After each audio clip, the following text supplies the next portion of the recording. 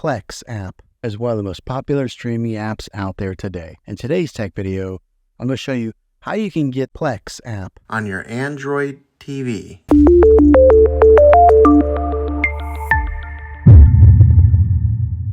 It can be really frustrating if you want to watch some of the great content that is on Plex App. Find that your TV is unable to download this app. Maybe you have an older model TV that isn't able to download any streaming apps, or your TV is unable to connect to the internet to get this app. So the way that I'm going to show you how to install Plex App, be able to work on any model of TV and any year of TV. You just have to have an HDMI port to plug into. Now, the way to give your TV the ability to install Plex App, to get a streaming device to plug into your TV, I recommend getting a Roku stick or Amazon Fire Stick. Both of these media streaming players have the capability of downloading Plex App.